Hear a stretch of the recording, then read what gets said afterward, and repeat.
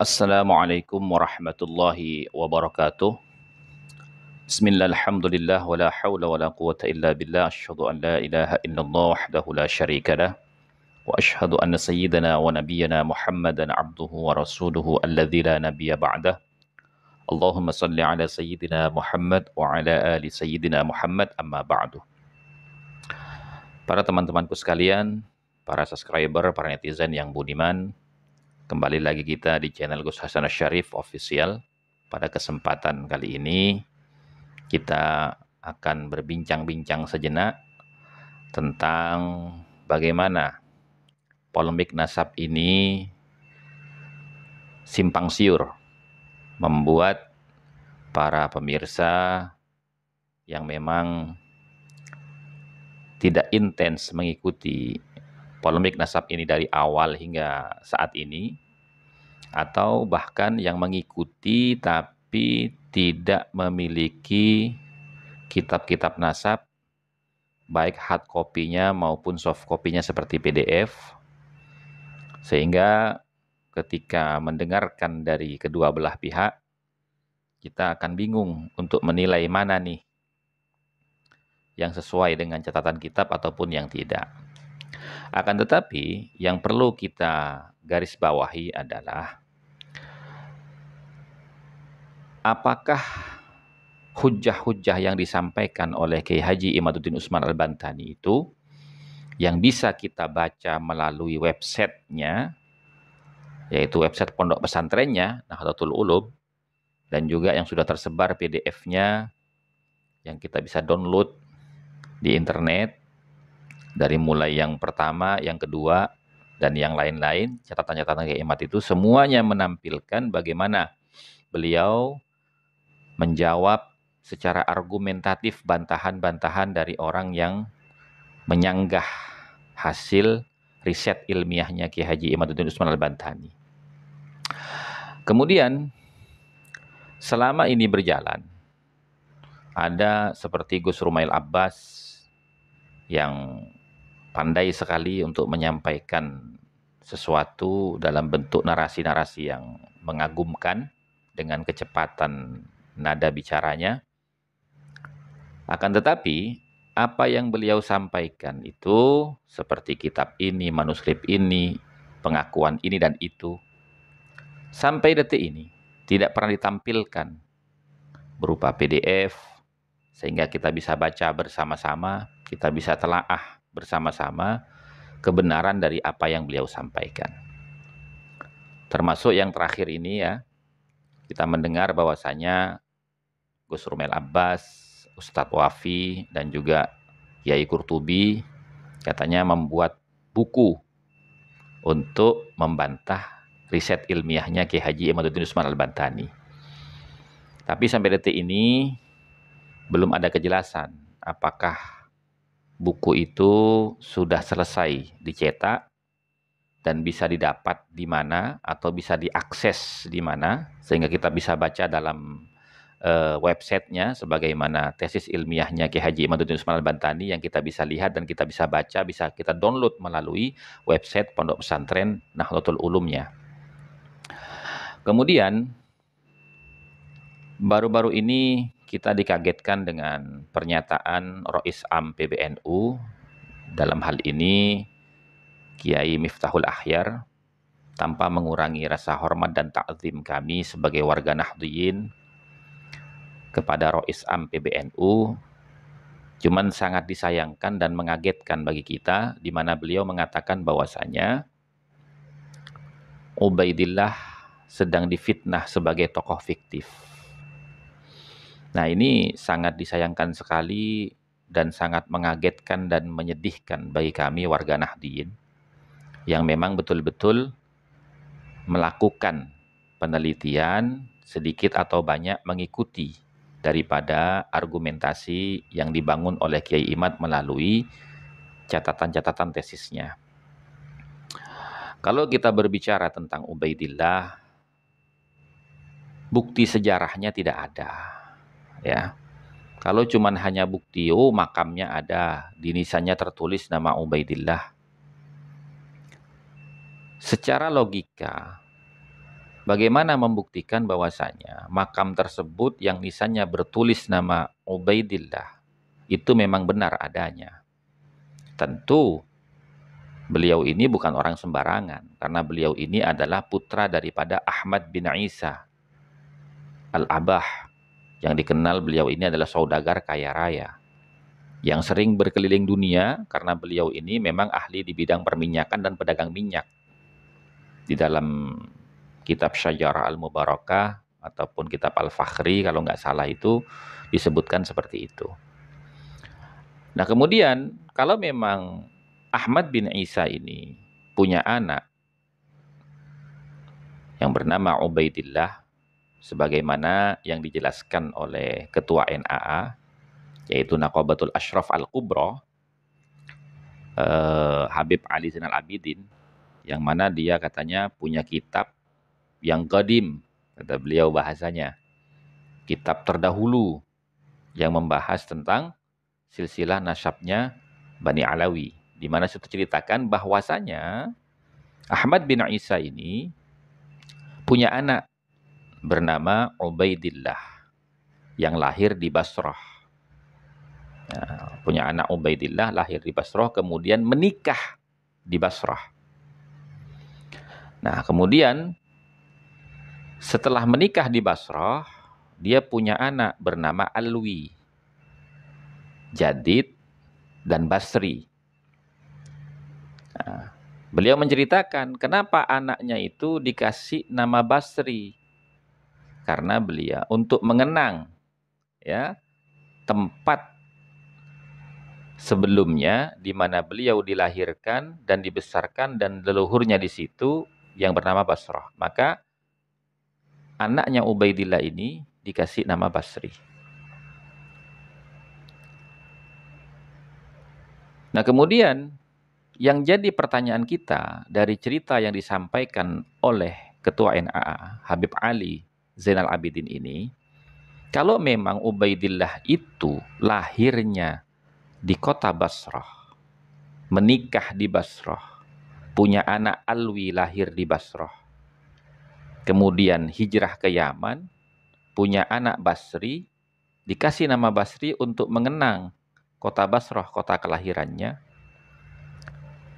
Pertanyaannya adalah, kenapa para ahli nasab, para ulama ahli nasab, kok tidak ada yang mengetahui sehingga mencatat di dalam kitab nasabnya tentang anaknya Ubaidillah, tentang anaknya Ahmad bin Isa yang bernama Ubaidillah. Kenapa nama Ubaidillah ini baru ditemukan di abad ke-8 akhir dan baru syuhrah wal istifadah di abad ke-10 dan berikutnya setelah disebutkan oleh Habib Ali Asyakran berdasarkan kutipan beliau dari kitab As-Suluk fi Tabaqatil Ulama wal Muluk, karya daripada Al-Janadi. Nah, ini yang menjadi pertanyaan kita. Kan tidak mungkin seorang tokoh besar yang kaya raya, saudagar, yang suka keliling dunia, tentunya kan dikenal orang banyak. Ketika dia punya seorang anak bernama Ubaidillah, kemudian menikahkan anaknya di Basrah, dan anaknya pun tinggal di Basrah, sampai punya anak di Basrah yang bernama Alwi. Masa masyarakat di situ tidak ada yang tahu tentang keberadaan Ubaidillah ini sebagai putra daripada Ahmad bin Isa? Bahkan ahli nasab pun tidak ada yang mencatat itu dalam catatan-catatan sejarah nasab keluarga Ahmad bin Isa. Kenapa yang tercatat cuma 3? Ahmad, Muhammad, dan Muhammad, Husain, dan Ali. Nah, kemudian ada seorang ustadz yang juga ikut mengkritik riset ilmiahnya Kiai Imad dengan membenturkan 2 kalimat yang berbeda sebenarnya. Di mana misalkan di dalam kitab Al-Muntaqo halaman 8 memang ada di situ wala budda minat tanwihi, Anna kutubal ansab la yumkinu an takuna kamilatan. Ya. Kata beliau, penulis kitab Al-Muntaqa, harus diperhatikan bahwasanya kitab-kitab nasab itu tidak akan sempurna adanya. Fal kamalu lillahi wahdah. Karena kesempurnaan itu hanya milik Allah. Wa ala sabilil misal, dan yang menjadi contoh, idza dzakartu anna rajulan aqaba khamsata auladin. Ketika saya mengatakan bahwasanya seorang laki-laki ini punya anak 5, kata beliau, fala yamna'u, maka itu tidak akan menjadi penghalang, ayyumkinu lahu akhun alladzi lam yadhkuruhu munassabuna. Itu tidak akan menjadi penghalang, tidak akan menjadi tidak mungkin bahwasanya bagi 5 orang anak si fulan tadi ini tidak memiliki saudara karena sebab tidak disebutkan oleh para ahli nasab dalam kitab-kitab nasab mereka.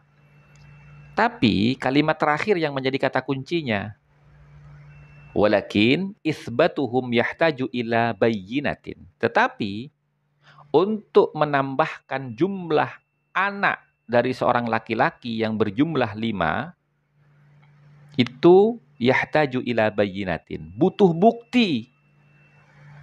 Artinya begini, ketika Syekh Fakhruddin Ar-Razi dalam kitabnya Asy-Syajarah Al-Mubarakah itu mengatakan, wa amma Ahmad al-Abah fa'aqibuhu min salasati banin. Maka adapun Ahmad bin Isa al-Abah fa'aqibuhu, maka keturunan Ahmad bin Isa min salasati banin itu hanya dari 3 orang putra. Artinya apa?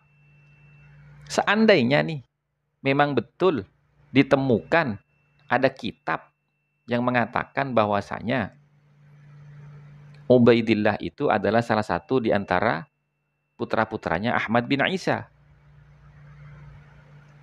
Nah, berdasarkan catatannya Fakhruddin Ar-Razi di dalam kitabnya Syajarah Mubarakah, maka Ahmad bin Isa itu hanya punya keturunan dari 3 orang putranya yang disebutkan, yaitu Muhammad, Ali, dan Husain. Sehingga andai kata di situ ada Ubaidillah misalkan yang menjadi anaknya Ahmad bin Isa, dia nggak punya keturunan. Gitu loh. Itu logikanya, gitu loh.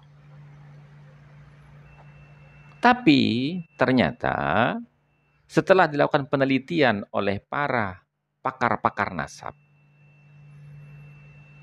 dari mulai abad ke-4, ke-5, ke-6, ke-7, ke-8, itu tidak ditemukan Ahmad bin Isa itu punya anak bernama Ubaidillah atau Abdullah, gitu loh. Kecuali di dalam kitabnya Al-Janadi yang bernama As-Suluk fi Tabaqatil Ulama'i wal Muluk. Itu pun bukan Ubaidillah, Abdullah. Dan mohon maaf, ini sudah dijelaskan oleh Kiai Imad bahwasanya kitab tulisan Al-Janadi ini yang dikenal dengan nama As-Suluk fi Tabaqatil Ulama'i wal Muluk, dicari manuskripnya ketemu. Ternyata ada beberapa manuskrip dari kitab As-Suluk fi Tabaqatil Ulama'i wal Muluk ini yang tidak sinkron. Catatan silsilah nasabnya Abdullah ini nggak sinkron. Ada yang mengatakan Abdullah ini bin Jadid langsung ke Ahmad, ada yang mengatakan Abdullah langsung ke Ahmad. Mana yang benar?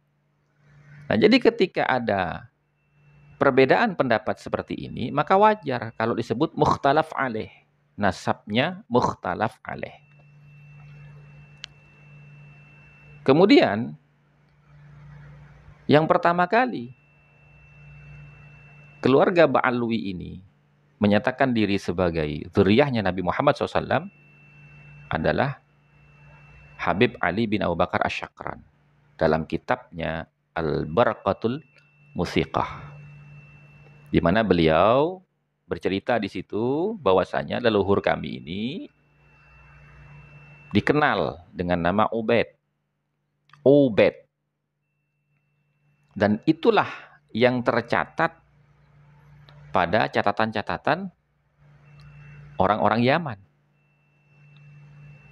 Dan kami tidak tahu Ubaid ini ke atasnya siapa silsilahnya. Nah, setelah saya membaca di dalam kitab Al-Janadi, As-Suluk fi Tabaqatil Ulama wal Muluk, bahwasanya di situ ada nama Abdullah bin Ahmad bin Isa sampai kepada Rasulullah. Apa kata Habib Ali bin Abu Bakar Asy-Syakran? Disitulah saya berasumsi bahwasanya leluhur kami Ubaid ini adalah Abdullah yang disebutkan oleh Al-Janadi. Nah, maka kembali kepada kaidah tadi. Kaidah di dalam kitab Al-Muntaqa. Walakin isbatuhum yahtaju ila bayyinatin. Nah, asumsi yang dibangun oleh Habib Ali bin Abu Bakar Asy-Syakran di dalam kitabnya Al-Barqatul Musiqah itu harus ada buktinya bahwasanya Ubaid, leluhurnya Ba'alwi ini, dengan Abdullah di dalam kitabnya Al-Janadi adalah satu orang yang sama. Itu harus ada buktinya. Gitu loh. Dan ternyata kitab As-Suluk fi Tabaqatil Ulama wal Muluk ini kitab sejarawan Yaman.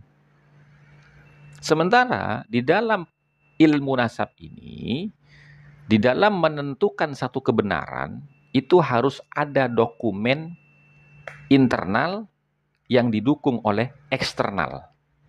Gitu loh. Ya logikanya begini, kalau orang itu mengaku dirinya itu seorang pedagang ikan, untuk membuktikannya bagaimana? Ya kita tanya sama orang-orang sekitarnya. Apakah benar dia pedagang ikan? Kan kalau memang dia pedagang ikan, dia pasti dikenal oleh orang-orang yang juga pedagang ikan. Apalagi ya Ubaidillah ini disebut imam. Anda tahu imam itu apa? Imam itu pasti dikenal oleh seluruh para ulama di jagat seantero dunia Islam. Ternyata tidak satu pun ada ulama itu yang mengutip nama Ubaidillah ini dalam sejarah-sejarah kitabnya. Gitu loh. Nah, ini yang menjadi pokok permasalahan. Gitu loh.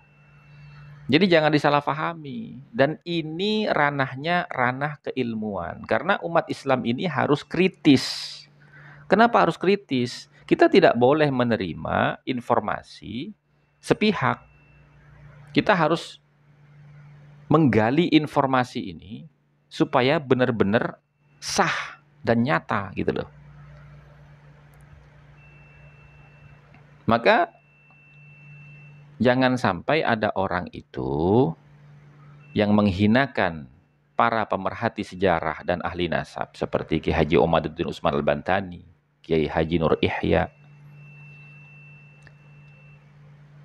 Itu mereka sedang melakukan penelitian untuk mencari kebenaran. Karena kebenaran itu harus bisa terkonfirmasi oleh semua disiplin keilmuan gitu loh.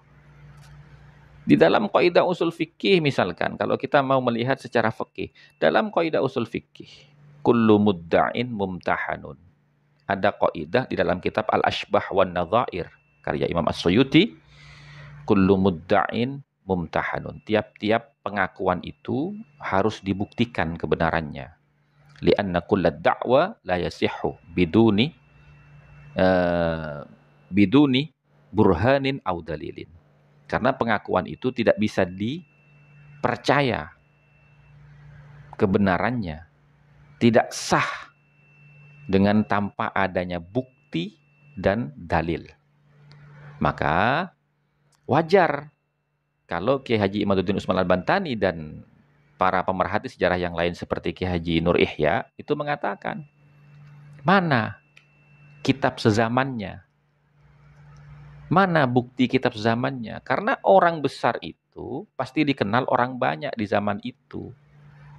Dan pasti ada yang mempublikasikan kisah-kisah hidupnya karena dia seorang imam gitu loh. Nah, kira-kira demikian ya teman-teman. Mudah-mudahan ini bisa mendatangkan keberkahan dan manfaat bagi kita semua, dan mudah-mudahan inilah awal di mana dunia literasi dan keilmuan Islam itu mulai semakin membaik. Wallahu a'lam bishawab. Assalamualaikum warahmatullahi wabarakatuh.